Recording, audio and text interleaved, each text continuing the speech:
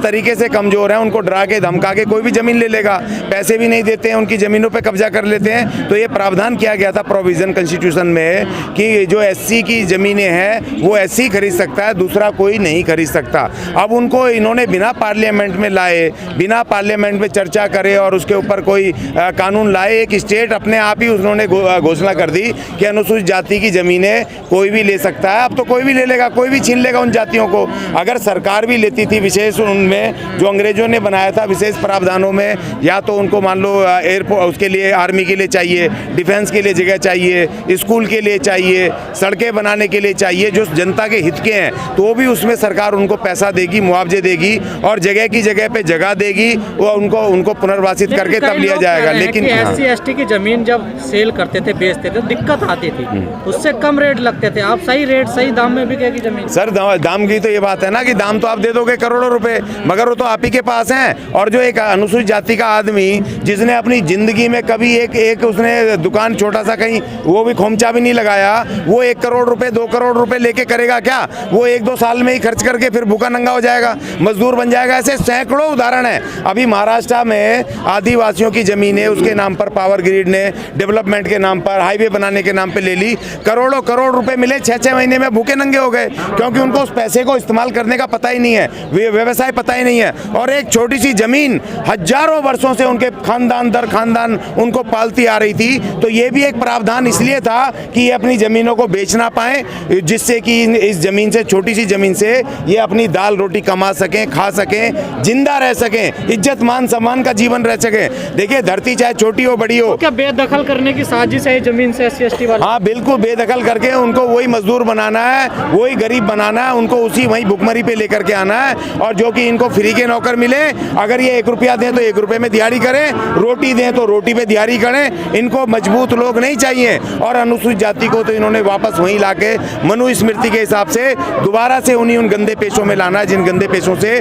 वो पढ़ लिख करके निकले इतने वर्षों से, इनको दोबारा उसी गुलामी में ले जाना इनकी साजिश है इन मनुवादियों की। लेकिन आप लोग तो कहते हैं कि तमाम एससी एसटी वाले जो हैं वो भूमिहीन है, उनको भूमि दी जाए। जी, वो तो देखिए बहुत ही खतरनाक स्टेप है। हम इसका विरोध कर रहे हैं, कड़ा विरोध किया हमने इसका, क्योंकि ये बिल्कुल गलत है। आप हमें जमीन देने की बजाय हमने मांगा 1-1 एकड़ जमीन एक परिवार को मिलनी चाहिए, जो सभी कॉन्स्टिट्यूशन में है कि भाई इनको जमीन दो, जिससे कि देखिए एट्रोसिटी क्यों होती है?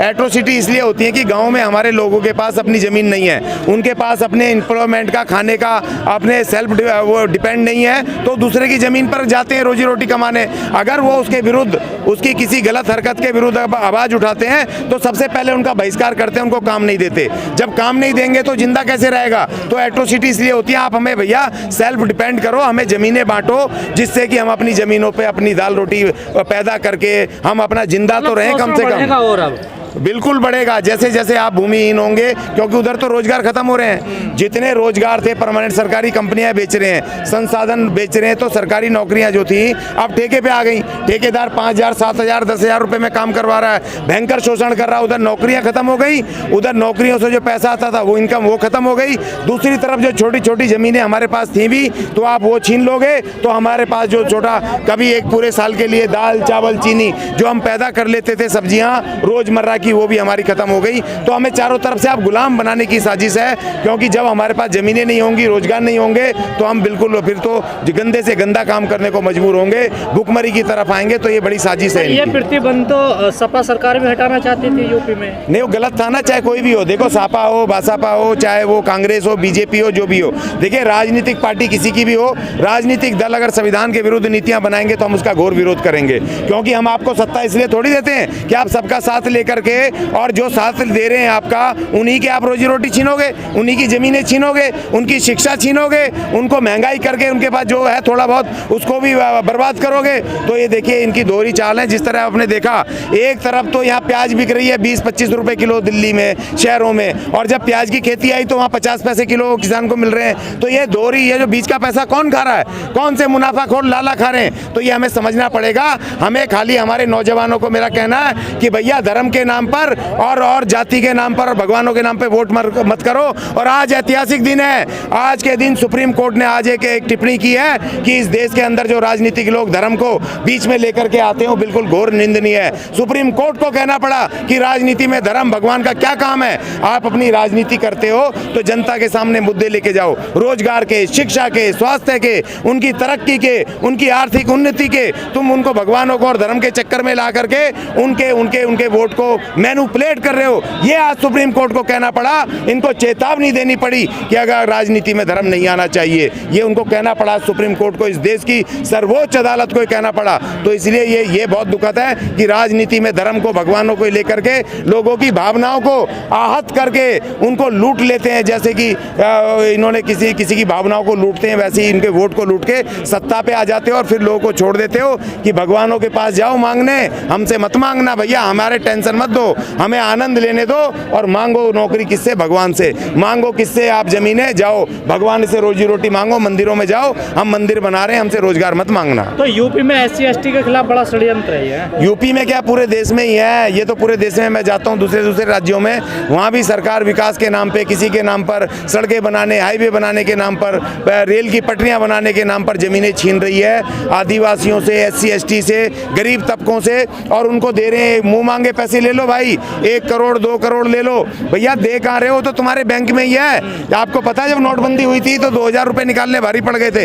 ये किसी समय बोल देंगे भैया 500 रुपए से ज्यादा नहीं निकालोगे, 1000 रुपए से ज्यादा नहीं निकालोगे, तो पैसा किसका है? वो तो आप नाम का ही दे रहे हो, तो सरकार का ही है ना। और दूसरी बात ये, गरीब आदमी जिसने सदियों जिसके खानदान ने कभी एक दुकान ना चलाई हो, वो 1 करोड़ रुपए लेकर के उसको तो लुटा देगा वो साल 6 महीने में। और दूसरा, जैसे ही उनको पैसे मिलते हैं ना, मैंने देखा एजेंट आ जाते हैं, कंपनियों के एजेंट, बेईमान लोग, वो कहते हैं जी इतने पैसे लगाओ तुम्हें इतने मिल जाएंगे। उनको लूटने के लिए अपने ही आदमी भेज देते हैं कि यहाँ पर इसमें इंश्योरेंस में लगाओ, इसमें लगा दो, इन पॉलिसियों में लगा दो।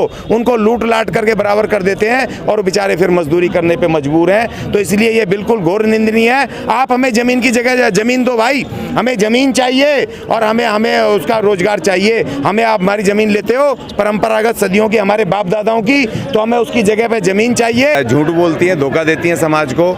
ये नारे तो देती हैं सबका साथ सबका विकास, मगर ये वोट लेकर के, सबका साथ लेकर के 1-2 पूंजीपतियों का विकास कर रहे हैं और चंद लोगों का, जो इनके खास लोग हैं, उनका विकास इन्होंने किया है। पिछले जो ये 9 साल के अंदर जो पूंजीपति 800-900 पायदान पर थे अपने उसमें रैंकिंग में, वो एकदम से 9 साल के अंदर दुनिया के मालदार नंबर 1 होकर के और फिर नीचे कर सारा बर्बाद करके फिर हो गए। तो इनकी जो नीतियां हैं सबके साथ की साथ तो सबका ले रहे हैं, धर्म के नाम पर, भगवान के नाम पर, मंदिर के नाम पर और जातियों के नाम पर, देश को बांटने के नाम पर, पाकिस्तान के नाम पर, हिंदू मुसलमान के नाम पर। मगर जब जब सत्ता में आते हैं और जब सबको नौकरियां देने की बात होती है तो तब ये मुकर जाते हैं। जब सबको ज़मीनें बांटने की बात होती है, शिक्षा देने की बात होती है और चिकित्सा व्यवस्था देने की बात होती है, सुरक्षा देने की बात होती है, तो तब ये बिल्कुल उनको कुछ नहीं करते। उनको कहते हैं भैया मंदिरों में जाओ, हम तुम्हें मंदिर बना दिए, वहाँ जा करके भगवान से मांगो, हमसे मत मांगना। सरकार तो तुम्हें बना के प्रधानमंत्री हमें बना दो, मगर हमें परेशान मत करना, हमें तंग मत करना। मंदिरों में जाके भगवानों से मांगो, वो इनसे व्रत रखो और उन्हीं की पूजा करो, मांगो भगवान से, वोट दे के सत्ता हमें दे दो। आपने जमीनों की बात करी, यूपी में योगी सरकार का एक फरमान आ रहा है कि जो SC/ST की जमीन थी, पहले DM की परमिशन लेनी होती थी उसे सेल के लिए, वो अब खत्म की जा रही है। नहीं, वो गलत है, हमने उसका विरोध किया है। क्योंकि देखिए जो SC/ST, SC का और ST का जहाँ पर जो शेड्यूल इलाके हैं, शेड्यूल 5 जो बना हुआ संविधान में, जो शेड्यूल इलाके घोषित किए जाएंगे आदिवासियों के, उनकी ज़मीनें कोई नहीं खरीद सकता। आदिवासी की ज़मीन ले सकता है। और उसी तरीके से अनुसूचित जातियों के ये प्रावधान थे क्योंकि वो कमज़ोर हैं।